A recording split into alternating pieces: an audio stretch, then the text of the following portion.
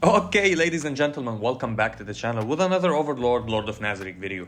Now in this video, we're gonna be talking about the best unit in the game. Yeah, you heard me right. The best unit in the game if you wanna reroll, and the best unit to reroll for. If you wanna start your journey, if you're starting new to the game and you wanna go and Pika, what's the best unit for us to go through and to help us out? And as you see, I'm standing in the treasury. It's the best unit to use in the treasury because it's the most unit that will keep you sustaining with the shields, with the aggro, with everything else. We're gonna talk about this unit and talk about every other unit that you can use on that lineup to make you even better and to help you and provide with him the necessities that he needs. And this unit is none other than our beloved PDL. Now I'm gonna go and talk about PDL, not from my units because I have him at 4-star, I have him built. I want to show you all his specifics, all of his characters, everything about him, and we're gonna talk about him specifically from here if we're gonna go. And if you want to obtain him from the start of the game, you can go into the summon, to the overall general summon, and check him out. He will be out there, he will be added to the banner,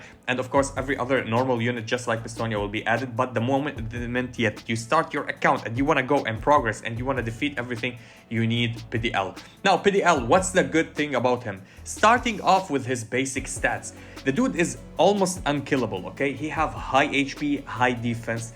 His attack is not important, we don't care about his attack. His speed is meh, he can be better actually. You can give him speed set and he can go even faster if you want that. I'm doing that myself. His magical defense is also insane, so to magic he can go and counter the team and not feel anything. He will be the last unit on your team to die unless they're only focusing him, which will allow you to deal damage with your other units on the lineup. His HP is insane and defense is insane. Now, he doesn't have a leader skill or a captain skill, which is okay. If he had that, he would be absolutely busted and broken, just like in the anime how he's good. So we're gonna start with his passive. His passive is absolutely great. I'm gonna go read it and explain everything about it. A body controlled by magical energy. The character's shield, his shield, increases absorbed damage by 21%. So it's not only that you're gonna get the shield on him and you're gonna get hit and you're gonna remove the shield by the damage that you do, but it almost reduces the damage that is taken by 21% on top of the shield. So anything bypasses the shield, the damage will be decreased by 21%. This is what you need to keep in mind. Now at level 2, while the character has a shield, perform support always, constantly, never will fall for allies up to 2 rounds, 2 support per round. This goes to 2 support, which is great. 2 times you're gonna deflect or go and counter that. But the good thing about him is the shield that is not always provided by him. Any shield that you provide with your allies on your team, that will give him the shield. Any type of shield, not from him specifically, but anybody, he will go and perform support, which is great. Now, if they made him up to 5 supports or infinite support, it will be insane because you can stack shields on top of him and nobody can single target anybody other than him. So that is why it has 2 supports per round always. The character's shield increases absorb damage by 24% up to 27%. Then at level 5, the character's shield increases absorb damage to 30% plus purifies 2 debuffs from the characters before using this skill. So he purifies 2 debuffs from himself before using this, and it has a cooldown of 2 rounds, because if you can purify every time you get hit, then it will be absolutely like broken. He will absolutely have no debuffs on himself. So he purifies himself from 2 debuffs, not only 1, which is great. Now support, as you know, what is support? If somebody is gonna get a single target or targeted by a spell, he jumps in front of them and take the damage instead. Now his first skill, which is one of the great skills. Now you're gonna read here, he is a shielder, protector, and shock. Shock is not only by his first skill, we're gonna talk about it because it's insane. I'm abusing that and he's a very good unit. He's also a damage dealer. Yes, he's a damage dealer. I'm gonna talk about why. So, wields the great sword to slash a single enemy target. It's a single target. Deals damage based on his attack, 50% of his attack, which is not good, but plus 50% of his defense, which is huge. This is why you build him not on HP. His HP is okay by himself and it's good to have substats of HP, but the only thing you want to build him on is stacking defense as much as possible on this beast of a tank. So he inflicts shock as well, deals damage equal to 50% up to 60%, and then on level 4 deals damage based on 50% of attack and plus 65% of defense, which is great actually. Hitting grants 100% base chance, which you can increase the 100% to 100 and more with having more EP on him. And if you have more ER on the enemy that you're hitting, the ER will decrease that to inflict shock for 2 rounds. Now, what's the good thing about shock? Shock is basically the only debuff that is AoE. So I'm gonna go and read it and explain it to you. A debuff that deals dot damage equal to 40% of the inflictor's attack before any action of the inflictor. So on him, based on his attack, you'll tell me his attack is meh, but other allies with shock take 20% attack as damage as well. So other allies, if you have shock on other allies, this will trigger them to take also damage. So it's an AoE dot. Everybody that has shock, if one moves, the others take also half of this damage, which is absolutely huge. And on level 5, it becomes 70% of his defense, which is great. This is the first hit with his skill. Now, let's talk about his second skill, which is the one that will give you the shield. If you don't have anybody to provide you with a shield, he provides himself. So, absorbs the target's energy, forming a shield. It's a shield for himself, only a single target. Deals damage equal to 60% of attack plus 60% of defense. So also when he's doing that shield, he inflicts a single target enemy with damage according to his attack and his defense, which is the most important. Gains shields for 2 rounds. This shield is only for 2 rounds, which is great actually, because after 2 rounds, the cooldown of it's a 3 round, and you can reduce the cooldown of it. It goes to 2 rounds, and you can go and inflict the shield again. So shield can absorb damage equal to 140% of the character's defense. 140% of his defense. So the more that you build him on defense, the thicker the shield will be, and it's almost impossible to remove it immediately with one hit. We've seen a lot of moments trying to go and one-shot him with, or try to remove the shield with the ultimate 6-star moments, and if he's built on high defense, the shield will not go away. Or even if the shield goes away, you're gonna see that the damages after that will not take any point of his HP. So at 4 stars, hitting grants a 100 basic chance to inflict shock for 2 rounds, same as the first skill. Now at 4 stars, you're gonna inflict shock with your shield again. Now, when shield is removed, restores HP equal to 10% of this character max HP. This is why he's so high on HP, and if you get substats of HP as well, it will benefit him greatly, because he will also self-heal and self-sustain by his own. He doesn't need any support or anything with him. Now on 6 stars, hitting grants a 100 basic chance to inflict stun for 1 round. Now he becomes a stunner on 6 stars. Now this is a very, very hard investment. You only need him at the basic 1 copy that you get at 3 stars, and he will be absolutely viable for any story mode or any mode in the game. Even in PvP he does well. He's one of the best tanks in PvP, and for treasury he's the best tank in treasury. In like 100%, there's nobody ever better than him. So, and he inflicts stuns if you max him out for 6 stars. That absolutely great with his second skill. Now cooldown reduced on the second one, and then we're gonna go and see the shield absorb damage equal to 185% of the character's defense, which is great. Now let's talk about his AoE shield, which is the most protective. His ultimate, he's absolutely what makes him super broken in this game. So activates world isolating barrier, protecting the entire team. All skill damage received by allies is transferred to the world isolating barrier. So the barrier stands as a dummy or as a damage shielder from everybody else, and it absorbs a lot of damage. Let's talk about it. World isolating barrier can endure damage equal to 100% of Platinum's armor HP plus 300% of his defense. We don't care about the HP, as I said before. So it's okay to build him on some HP substats, perfect. But the best thing is to go with his defense, 300% of his defense. Imagine you have a multiplier, or building him specifically strictly on defense the whole lot, like until the end. You're gonna go and fill him up with as much defense as you can.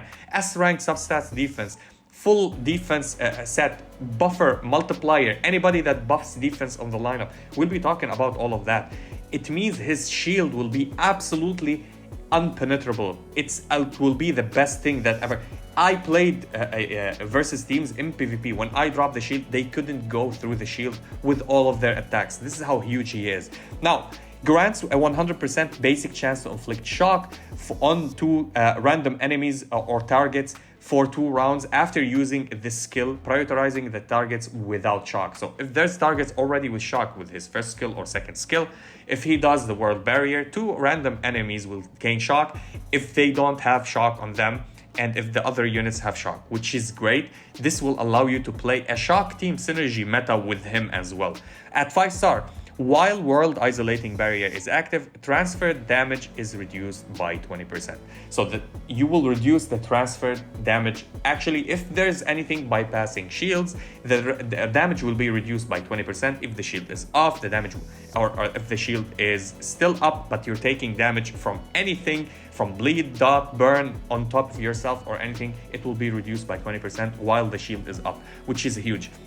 Now on level 2, the cooldown will be reduced by 1 because it's a 4 round. This is how huge this shield is. They gave it a 4 round waiting time for it to go out, and then you're gonna reduce it by 1. Now at level 5, when World Isolating Barrier is activated, purify 1 debuff from all allies. He becomes a cleanser.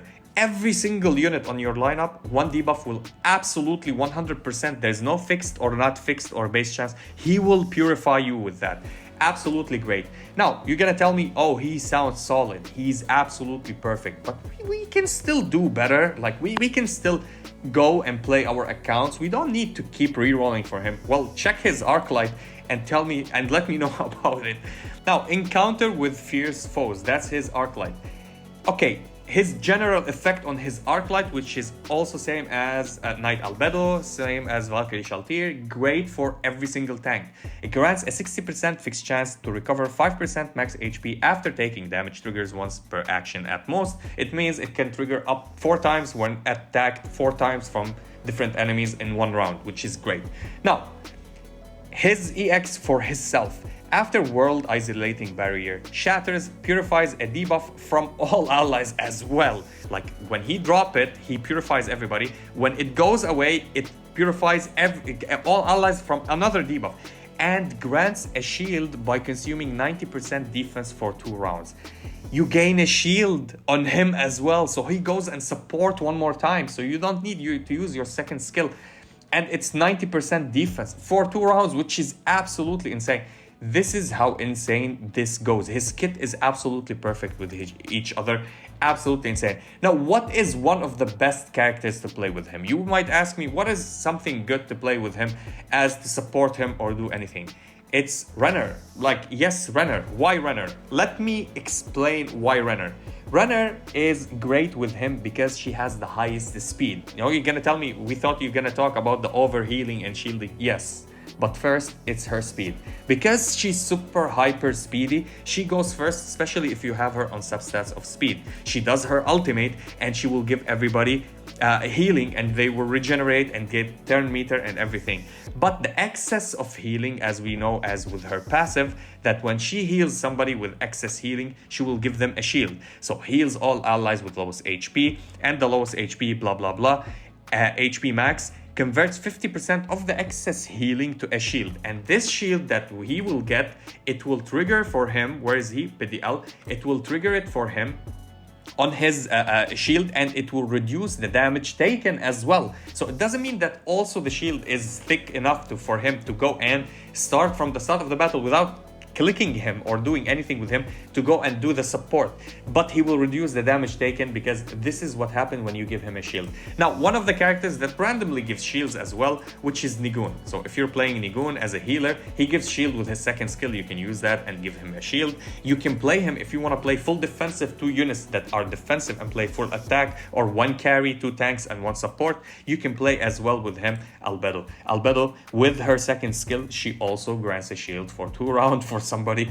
and he can go and absolutely be a tanky. So shield absorb damage equal to 100% and 10% of her defense when she give it to somebody, plus the shield on him will mitigate damage as well. So absolutely will become a super tanky unit. This is why he's a must-have on any unit. I would say, if anybody asks me which unit should we reroll for, I would say Platinum Dragon Lord's Armor, or Riku, or PDL, or whatever you want to call him. He's absolutely insane, and this is what allowed me to go and absolutely, if you're gonna go and check every single treasury, I max them out always. I go and I have no problem with them. Even the three, the one that they, even the second hardest one after the three that they are telling me about, which is this one, the elemental fire.